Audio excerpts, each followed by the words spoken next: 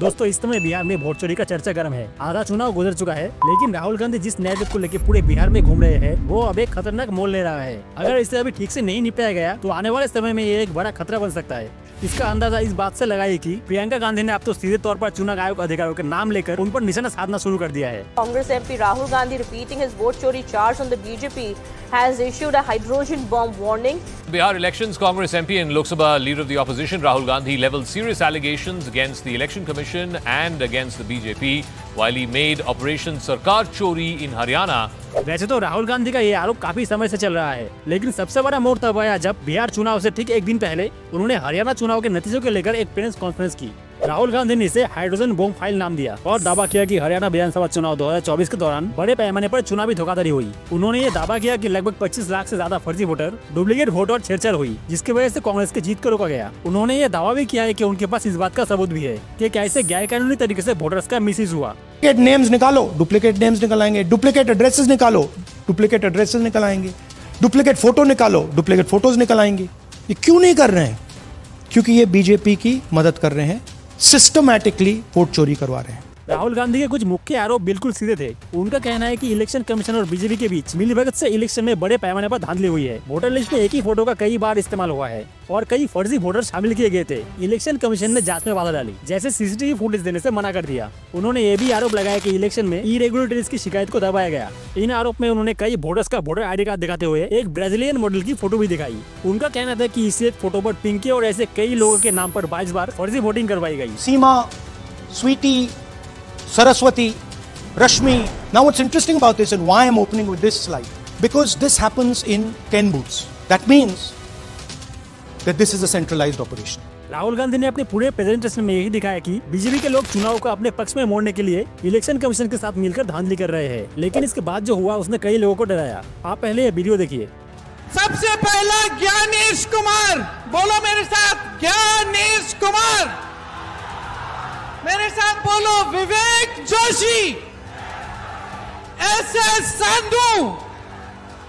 ये 3 लोग हमारे चुनाव आयोग के सबसे बड़े अधिकारी हैं और इनको इतनी शर्म नहीं है कि इस देश ने उनको दायित्व दिया है, उनको जिम्मेदारी दी है कि हमारे लोकतंत्र की रक्षा करें, हमारे वोट की रक्षा करें, लेकिन इनको शर्म नहीं है। ये आपके यहां से बिहार से 65 लाख वोट काट रहे हैं, काटे हैं इन्होंने। तो आप बताइए, क्या इनको पद के पीछे छिपने देना चाहिए? लोगों का कहना है कि राजनीतिक लड़ाई अपनी जगह है, लेकिन जब किसी संवैधानिक संस्था को निशाना बनाते हैं और उसमें भी अधिकारियों का नाम लेकर उन्हें टारगेट करते हैं तो उनके सिक्योरिटी और प्राइवेसी को सबसे बड़ा नुकसान होता है। लोगों का सवाल यह है कि जिस तरह से वीडियो में नाम लिए गए, क्या ये देश में अराजकता फैलाएगी? ऐसा नहीं है कि उनके लगाए गए सभी आरोपों में दम नहीं है, लेकिन इसके बारे में हम वीडियो के अंत में बात करेंगे। फिलहाल बात इस बारे में कहते हैं कि बिहार इलेक्शन के दौरान बीते हुए हरियाणा इलेक्शन के बारे में बात करके वोटर्स को भड़काने का जो काम किया जा रहा है, क्या ये लोगों को पसंद आ रहा है या नहीं। राहुल गांधी ने भी दावा किया कि कांग्रेस प्रत्याशियों की रिपोर्ट और उनकी शिकायत झूठी साबित कर दी गई और मतदाताओं का अधिकार छीन लिया गया। जब देश के ऑपोजिशन के नेता ऐसा बोलते हैं तो लोगों पर इसका बड़ा असर होता है। बीजेपी वालों का यह तर्क है कि राहुल गांधी पहले भी अदालत में अपने झूठे बयानों के सिद्ध होने पर लिखित में माफी मांग चुके हैं, इसलिए देश को उनके ऊपर भरोसा नहीं है। लेकिन दोस्तों सवाल ये है कि क्या इस तरह से देश के इंस्टीट्यूशन पर सवाल उठाए जाएंगे तो देश किस पर भरोसा करेगा। कुछ लोगों का कहना है कि देश तो करोड़ों के देश में अगर आप उनके वोट के अधिकार को खतरे में बताएंगे तो देश के कई इलाके तनाव में आ सकते हैं। क्या इतनी बड़ी जिम्मेदारी के साथ ये आरोप लगाया जा रहा है? आप कमेंट करके बताइए। चुनाव आयोग के अधिकार संवैधानिक पद पर होते हैं, उनके नाम पब्लिक करने से उनके पर्सनल सिक्योरिटी को खतरा हो सकता है। राजनीतिक दबाव और धमकियों की संभावनाएं बढ़ जाती है, इससे अधिकारी तनाव में रहते हैं और उनके फैसला और काम करने की क्षमता पर असर पड़ता है।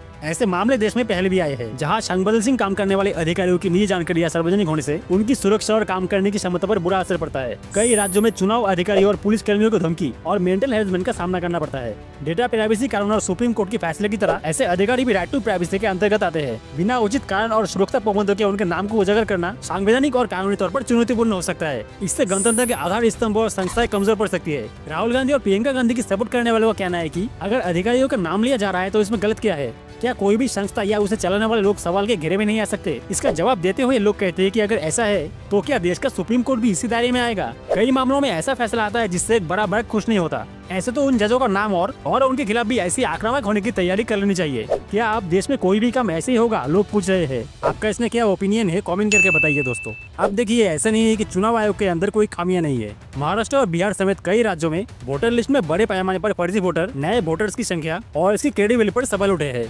कुछ लोगों का कहना है कि इन मुद्दों का चुनाव आयोग ने ठोस जवाब दिया है, तो कुछ लोग कहते हैं कि नहीं दिया गया। खासकर 1.5 लाख से ज्यादा अधिक फर्जी वोटर्स की जांच के बारे में कोई भी सही जवाब नहीं आया। चुनाव आयोग का कहना है कि इसलिए तो SIR हो रहा है, लेकिन अब तक इतने सारे फर्जी वोटर्स के वोटर ID कार्ड कैसे बन गए? कौन इसके लिए जवाबदेही है? किसने इतने सारे फर्जी वोटर्स के वोटर लिस्ट नाम में क्रॉस चेक नहीं किया? वहीं इस बात को लेकर भी आरोप लगे है कि सत्तादल द्वारा किए गए वायलेशन को कई बार चुनाव आयोग अनदेखा करता है। एक और जरूरी बात है कि चुनाव आयोग ने इससे पहले प्रेस कॉन्फ्रेंस करके चेतावनी भी दी थी कि झूठ फैलाने वालों पर कड़ी कार्रवाई होगी।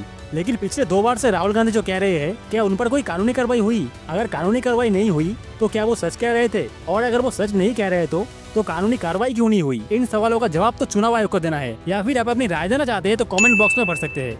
बाकी सब मिलकर हम लोग एक ऐसी राजनीतिक लड़ाई के बीच खड़े हैं जहां हमारे सांविधानिक संस्था निशाने पर लगा जा रहे हैं। वोटर्स का भरोसा भले ही अभी तक चुनाव आयोग पर हो, लेकिन हर ऐसी प्रेस कॉन्फ्रेंस उनकी क्रेडिबिलिटी को नुकसान पहुंचा सकती है। बाकी आप कमेंट करके बताइए कि आपके हिसाब से इस लड़ाई में कौन सही है और कौन गलत है, और क्या ये लड़ाई लंबी चलेगी? मतलब वोट चोरी का मुद्दा क्या आगे भी उठाया जाएगा? क्योंकि बहुत सारे लोगों का कहना है कि ये सिर्फ चुनाव है और चुनाव में वोट चोरी बोलकर इसका असर लाया जा सकता है, इसलिए इसे उठाया जा रहा है। जैसे ही बिहार का चुनाव खत्म होगा, वैसे ही वोट चोरी का मुद्दा भी खत्म हो जाएगा। इस बारे में आपका क्या सोचना है? क्या ये मुद्दा आगे भी उठाया जाएगा? क्या वोट चोरी की बात आगे भी की जाएगी, या फिर ये सपोर्ट सिर्फ चुनाव तक है? जो भी हो, आपकी ओपिनियन, आपकी राय कमेंट में जरूर बताइएगा।